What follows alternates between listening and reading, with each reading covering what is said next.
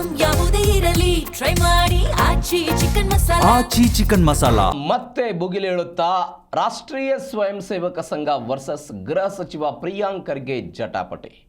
ಈ ಹಿಂದೆ RSS ನಿಷೇಧದ ಬಗ್ಗೆ ಪ್ರಶ್ನೆ ಎತ್ತಿದ್ದ ಪ್ರಿಯಾಂಕ್ ಖರ್ಗೆ ಇದೀಗ ಪ್ರಿಯಾಂಕ್ ಖರ್ಗೆಯಿಂದ ಮೋಹನ್ ಭಾಗವತ್ ಅವರಿಗೆ ಬಹಿರಂಗವಾಗಿ ಪತ್ರವನ್ನು ಬರೆಯಲಾಗಿದೆ. ರಾಷ್ಟ್ರೀಯ ಸ್ವಯಂ ಸೇವಕ ಸಂಘದ ಸರಸಂಘ ಚಾಲಕರು ಮೋಹನ್ ಭಾಗವತ್ ಸಂಘದ ಕಾನೂನು ಸ್ಥಿತಿ ಸಾಂಸ್ಥಿಕ ರಚನೆ ಬಗ್ಗೆ ವಿವರಣೆ ಕೊಡಬೇಕು ಅಂತ ಪತ್ರವನ್ನು ಬರೆದಿದ್ದಾರೆ.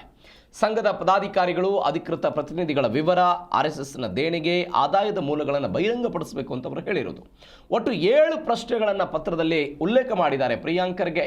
ಹಿಂದೆ RSS ನಿಷೇಧದ ಬಗ್ಗೆಯೂ ಕೂಡ ಪ್ರಶ್ನೆಯನ್ನ ಎತ್ತಿದ್ರು.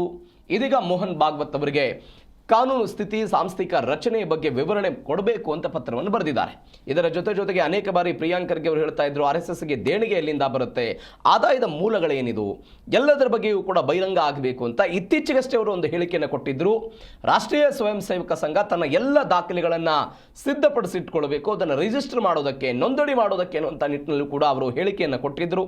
ಅವರು ಗೃಹ ಸಚಿವರಾದ ನಂತರ ಅದಕ್ಕೆ BJP ನಾಯಕರೆಲ್ಲ ಆಕ್ಷೇಪವನ್ನು ಹೊರಹಾಕಿದ್ರು. ಇದೊಂದು ರಾಜಕೀಯ ಕ್ರಮ ಅಂತೆಲ್ಲ. ನಿಮಗೆಲ್ಲ ನೆನಪಿದೆ, ಈ ಹಿಂದೆ ಸಿದ್ದರಾಮಯ್ಯನವರು ಮುಖ್ಯಮಂತ್ರಿ ಆಗಿದ್ದಂತಹ ಸಮಯದಲ್ಲಿ ಇದೇ ಪ್ರಿಯಾಂಕ್ ಖರ್ಗೆ ಅವರು ಸಚಿವರಾಗಿದ್ದರು. ಸಿದ್ದರಾಮಯ್ಯನವರಿಗೆ ಒಂದು ಪತ್ರವನ್ನು ಬರೆದಿದ್ದರು. ಶಾಲೆ ಕಾಲೇಜು ಆವರಣ ಮತ್ತು ಸರ್ಕಾರಿ ಸಂಸ್ಥೆಗಳ ಆವರಣದಲ್ಲಿ ರಾಷ್ಟ್ರೀಯ ಸ್ವಯಂ ಸೇವಕ ಸಂಘದ ಯಾವುದೇ ಕಾರ್ಯಕ್ರಮಗಳನ್ನು ಬೈಠಕ್ಗಳನ್ನು ಮಾಡೋದಾಗಿರ್ಬೋದು, ಸಂಘದ ಬೇರೆ ಬೇರೆ ಕಾರ್ಯಕ್ರಮಗಳನ್ನು ಮಾಡೋದಕ್ಕೆ ಯಾವುದೇ ಕಾರಣಕ್ಕೂ ಅವಕಾಶವನ್ನು ಕೊಡಬಾರದು ಅಂತ ಪತ್ರವನ್ನು ಕೂಡ ಪ್ರಿಯಾಂಕ್ ಖರ್ಗೆ ಈ ಹಿಂದೆ ಬರೆದಿದ್ದರು. ಇದೀಗ ಮೋಹನ್ ಭಾಗವತ್ ಅವರಿಗೆ ಪತ್ರವನ್ನು ಬರೆದಿದ್ದಾರೆ.